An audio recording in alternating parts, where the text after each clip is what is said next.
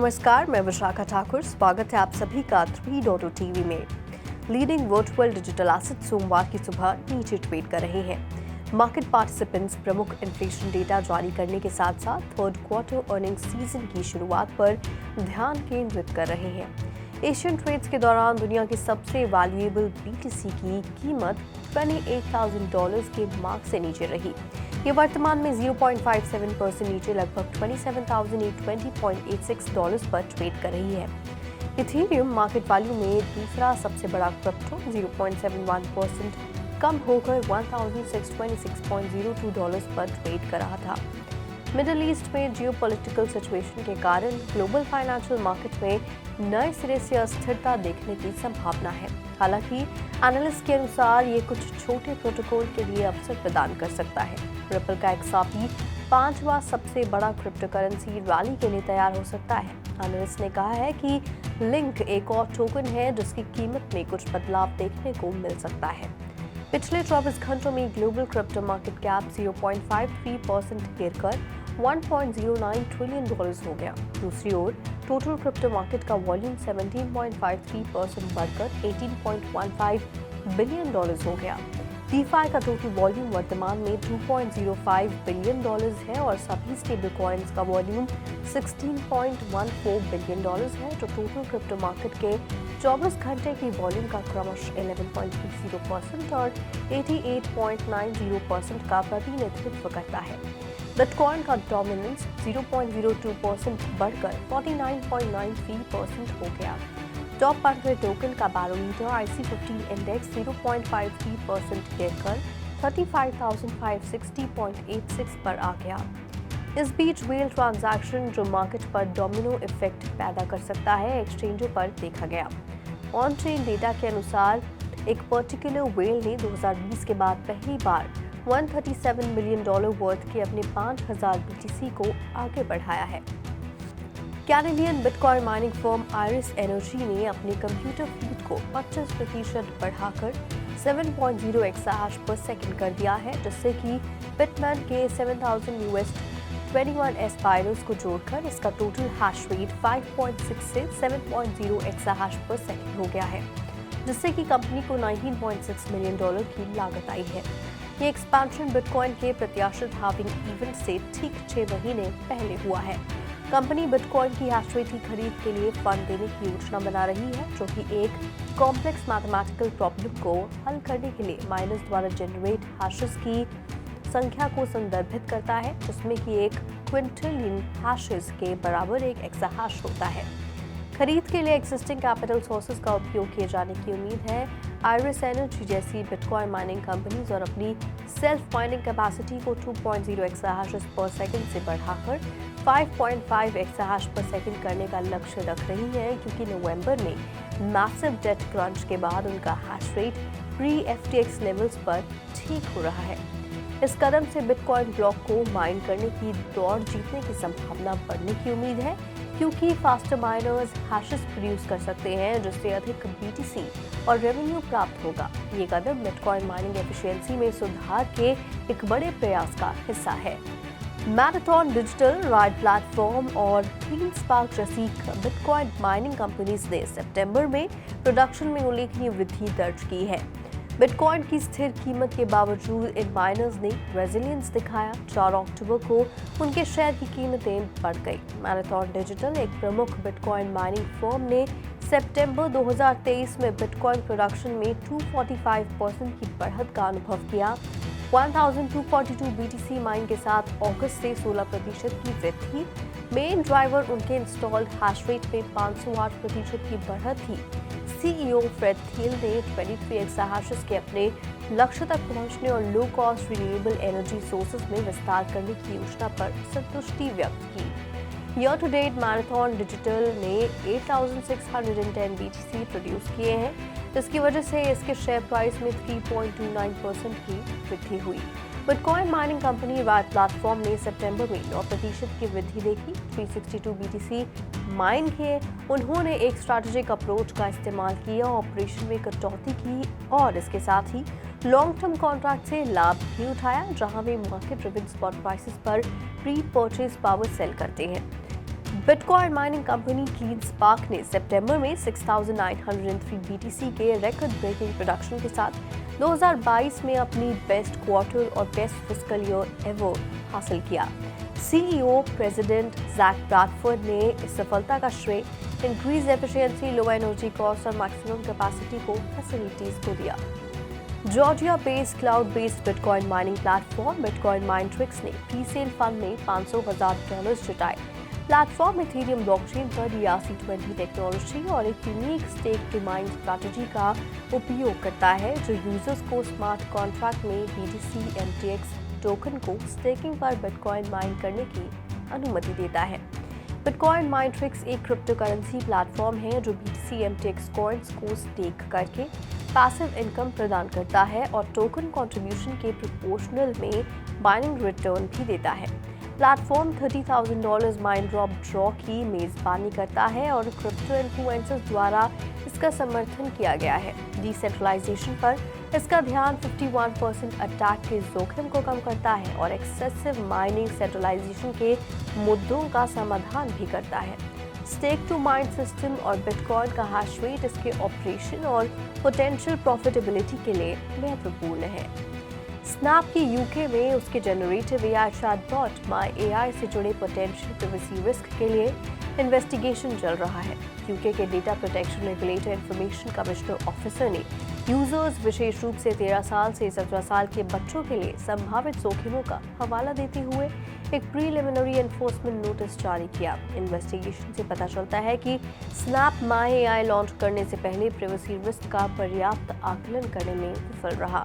Snap अपने AI chatbot के संबंध में इंफॉर्मेशन कमिश्नर्स ऑफिस से अंतिम निर्णय का इंतजार कर रहा है, जो OpenAI के ChatGPT पर चलता है। कंपनी अंतिम निर्णय से पहले प्रोविजनल कंसर्न्स को एड्रेस करेगी और अगर ICO के निष्कर्षों से एनफोर्समेंट नोटिस मिलता है तो स्नैप यूके के यूजर्स को चैटबॉट की पेशकश बंद कर सकता है, जब तक कि ये प्राइवेसी इश्यूज का समाधान नहीं करता।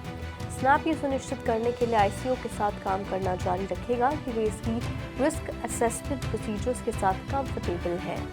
टेक्नोलॉजी को बढ़ावा देने के प्रयास में उत्तर प्रदेश सरकार के साइंस एंड टेक्नोलॉजी डिपार्टमेंट ने हेल्थ केयर और रिन्यूएबल एनर्जी जैसे क्षेत्रों में AI और ब्लॉकचेन जैसी टेक्नोलॉजीज का उपयोग करने पर IIT कानपुर, MNNIT और KGMU सहित प्रतिष्ठित एजुकेशनल इंस्टीट्यूशन द्वारा 100 से अधिक रिसर्च स्टडीज को मंजूरी दे दी है। ये स्टडीज धूम्रपान करने वालों में थ्रोट कैंसर का पता लगाने, बैठने के दौरान डेस्क वर्कर्स के पोस्चर में सुधार करने, विकलांगों को विशेष व्हील चेयर से मदद करने आदि के लिए सिस्टम और ऐप बनाने का प्रयास करते हैं। साइंस एंड टेक्नोलॉजी डिपार्टमेंट के प्रिंसिपल सेक्रेटरी और साइंस एंड टेक्नोलॉजी काउंसिल के डायरेक्टर जनरल नरेंद्र भूषण की अध्यक्षता में लखनऊ में एक मीटिंग में 109 रिसर्च प्रपोजल को मंजूरी दी गई, जो कि देश में सबसे अधिक संख्या है। स्टडीज जिसकी लागत 14 करोड़ होगी का उद्देश्य डेस्क वर्कर्स को लंबे समय तक काम करने और एक ही सीट पर बैठने से होने वाली स्वास्थ्य समस्याओं जैसी पीठ दर्द और स्पॉन्डिलाइटिस को संबोधित करना था। डेल के 2023 के परफॉर्मेंस का श्रेय उसकी बढ़ती AI उपस्थिति को दिया जाता है, जिसके शेयरों में सालाना आधार पर 64.6% की वृद्धि हुई है। कंपनी अपने जनरेटिव AI सॉल्यूशन पोर्टफोलियो को बढ़ा रही है, जिसका लक्ष्य टॉप लाइन विकास को बढ़ावा देना है। एनवीडिया और स्टारबर्स्ट के कोलैबोरेशन से डेल बिजनेस को AI की पूरी क्षमता का उपयोग करने के लिए टूल्स और सर्विसेज प्रदान करना है, जिसमें डेटा तैयार करने से लेकर तेज और अधिक कुशल परिणामों के लिए डेटा इंफ्रास्ट्रक्चर को मॉडर्नाइज बनाना शामिल है। डेल ने मॉडल कस्टमाइजेशन के लिए एनवीडिया के साथ जनरेटिव AI के लिए डेल वैलिडेटेड डिजाइन पेश की है, जो डेटा स्पेयरिंग एंटरप्राइजेस से खुफिया जानकारी निकालने के लिए प्री ट्रेन मॉडल प्रदान करता है। सॉल्यूशन मॉडल ट्यूनिंग और इन्फ्लुएंसिंग का समर्थन करता है और एनवीडिया टेंसर कोर GPU और एनवीडिया AI एंटरप्राइज सॉफ्टवेयर के साथ डेल पावरएज XE9680 AI सर्वर या डेल पावरएज XE8640 द्वारा समर्थित है। डेल स्टारबर्स्ट पार्टनरशिप का लक्ष्य 2024 की पहली छमाही में अवेलेबल एक ओपन मॉडर्न डेटा लेकहाउस सॉल्यूशन के साथ AI और एनालिटिक प्रयासों में तेजी लाना है। इथेरियम ने नेटवर्क सिक्योरिटी, एफिशिएंसी और स्केलेबिलिटी में सुधार के लिए proof of stake consensus mechanism में बदलाव किया है। नई डिजाइन करंट स्टेकिंग चैलेंजेस का समाधान करती है, लेकिन अभी भी सोलो स्टेकिंग के लिए 32 ETH entry barrier, staking pool के साथ सेंट्रलाइजेशन के जोखिम और हर ब्लॉक के लिए एडिशनल नंबर में सिग्नेचर जैसी बाधाओं का सामना करता है। इथेरियम के को-फाउंडर विटालिक बुटेरिन ने ब्लॉकचेन इंडस्ट्री में चुनौतियों का समाधान करने के लिए 2-टायर्ड स्टेकिंग सिस्टम का प्रस्ताव रखा। उन्होंने वैलिडेटर्स के रूप में नोड ऑपरेटर्स के साथ एक 2-टायर्ड सिस्टम का प्रस्ताव रखा, जिसमें कि ट्रांजैक्शन को हैंडल करने और नए ब्लॉक जनरेट करने वाले नोड्स को चलाने के दौरान स्टेक के रूप में 32 ETH की प्रतिबद्धता थी। दूसरी ओर डेलीगेटर्स के पास 32 ETH से नीचे स्टेक्स है और वे अपनी स्टेक्स चुने हुए नोड ऑपरेटर्स को सौंपते भी हैं।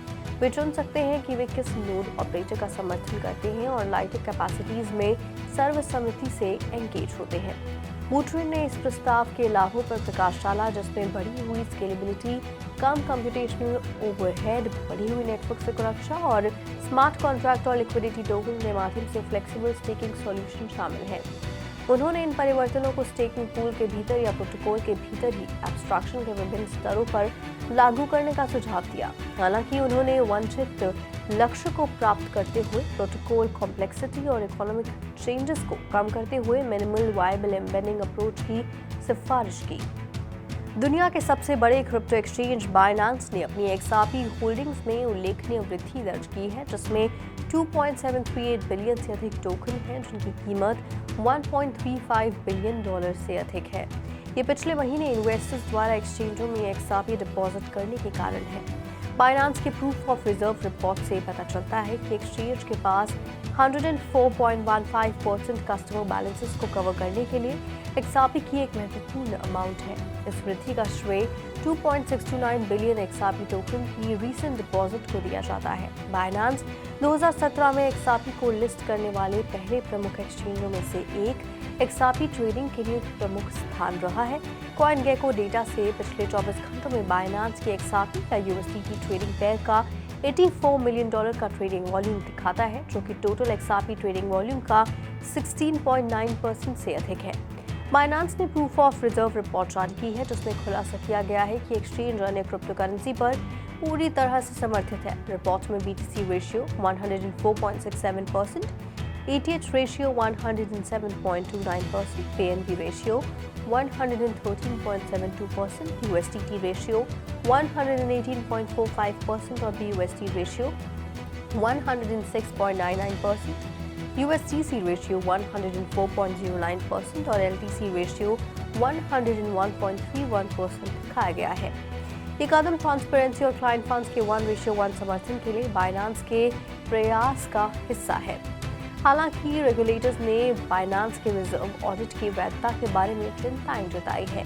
XRP अन्य एक्सचेंजों पर ट्रेडिंग वॉल्यूम में 1300% की वृद्धि देखी है। 3 साल के बाद एक वेल नोन BTC व्हेल ने अप्रत्याशित रूप से बड़ा कदम उठाया। व्हेल द्वारा आज $137 मिलियन से अधिक मूल्य का 5000 BTC का एक्स्ट्राऑर्डिनरी ट्रांसफर किया गया। ट्रांजैक्शन के दौरान 1000 BTC को एक नए एड्रेस पर ले जाया गया और 4000 BTC को दूसरे नए एड्रेस पर ले जाया गया। इन दोनों लोकेशन की पहचान पहले कभी किसी से संबंधित के रूप में नहीं की गई थी। ये ध्यान रखना दिलचस्प है कि 23 जून 2020 को बुलियन माइनिंग पूल ने 5000 BTC का पहला ट्रांसफर किया। इस रीसेंट बिहेवियर के बाद व्हील के पास सिर्फ 35.62 BTC बचे हैं। जिस क्रिप्टो करेंसी वॉलेट से व्हील ट्रांसफर की शुरुआत हुई, उसकी जांच से पता चलता है कि 4000 BTC वाले नए वॉलेट का इस्तेमाल किसी अन्य ट्रांजैक्शन में नहीं किया गया है। इसके साथ साथ इन सभी करेंसीज को बिटकॉइन वॉलेट द्वारा 3 अलग अलग एड्रेसेस पर भेज दिया गया था, जहां से 1000 BTC प्राप्त हुए हैं। जिस वॉलेट में इनमें से ज्यादातर एड्रेसेस 825 BTC हैं, उसने 1 टन अधिक ट्रांजैक्शन किया है और एड्रेस पर $21 मिलियन मूल्य की BTC भी भेजी है। आज के लिए फिलहाल इतना ही। ऐसी ही वेब3 से जुड़ी तमाम अपडेट्स के लिए देखते रहिए 3.TV। लॉग ऑन करें हमारी वेबसाइट www.3versetv.io पर या फिर स्कैन करें QR कोड।